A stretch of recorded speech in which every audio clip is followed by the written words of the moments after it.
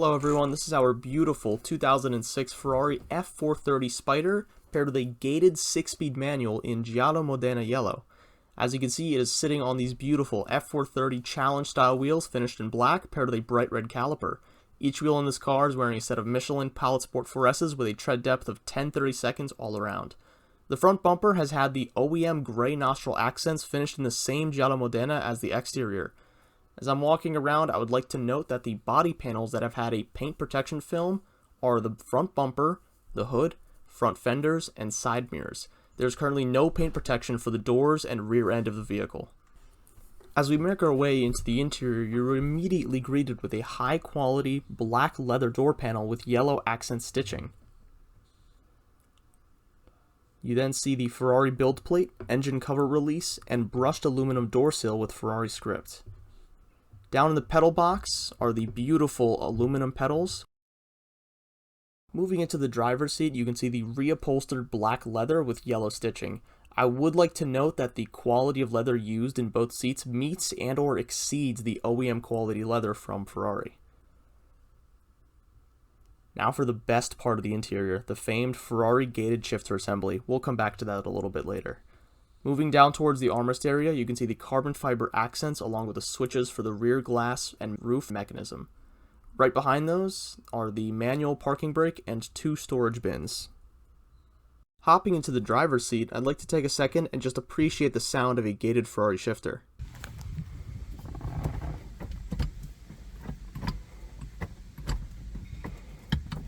Before anyone asks, no, this car has not been converted to a 6-speed gated manual by EAG. This is in fact an OEM Ferrari gated 6-speed F430.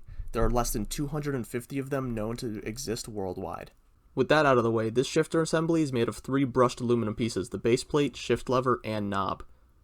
Moving to the climate controls, every knob actuates as intended and every setting works with the HVAC system. AC and heat in this car are fully functional, keeping you cool during this toasty weather. Both window switches actuate firmly and work in both directions. You can also see that the factory radio has been swapped out for this aftermarket unit. We will be including the original radio during this sale, so don't worry about that. Heading to the gauges, you have a 220 mph speedometer, a 10,000 RPM tachometer in yellow, and 3 smaller gauges reading coolant temp, and oil pressure. On the steering wheel, you have the Ferrari Manettino. Take a listen. Moving up to the sun visors, the driver gets a black Alcantara lining and a document/pen strap. When the visor is put up, you have a black leather surface to match the dash. The passenger happens to have the same Alcantara liner, except it swaps the strap for a mirror. Same goes for the black leather panel underneath. While we're here, I would like to mention that the rubber coating on these 2 climate buttons has begun to break down, causing a stickier surface than expected. Both of these buttons still work exactly as intended, just with the rubbery coating. To the left of the steering wheel, you have 3 switches and 2 buttons. The fuel door release, the fog lights, the front trunk release, a blank, and then you have 2 buttons that is labeled mode and set. This is used to control the gauge cluster screen. Moving to the right side of the gauge cluster, you can see the 3 climate control vents, all of which can be moved left, right, up, and down, and you can control the amount of airflow. At the top of the dash, you can see there's the F430 script in carbon fiber, and the whole center dash piece is also finished in carbon fiber. Before we get to the engine bay, I would like to mention that the false suede weather stripping on both sides of the car have begun to wear down, shown by my finger here.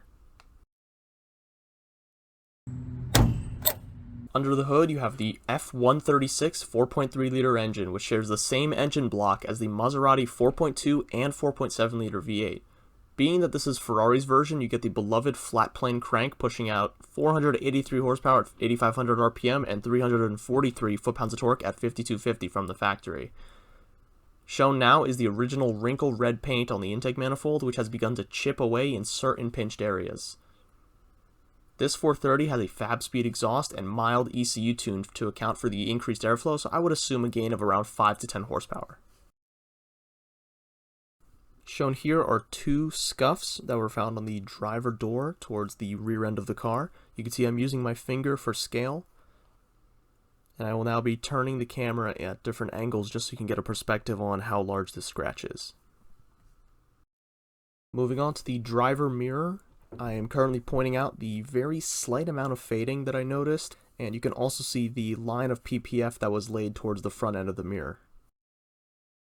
The same goes for the passenger side mirror. You can see that there's a PPF line, and there's a barely noticeable paint fade on the very tip of the mirror.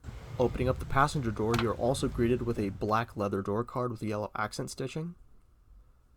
You can see the door opening mechanism and locking mechanism are flush with the armrest. And as you head onto the interior, you can also see the worn down faux suede on the weather stripping. Moving up towards the convertible top, you can see that there are 4 wear marks that I'm pointing out now with my finger. These are usually caused by the top being down for an extended period of time, or for the top being up extended for a long period of time. Moving towards the back window of this soft top, you can see that there's a wear mark in 2 spots on this rear vinyl window.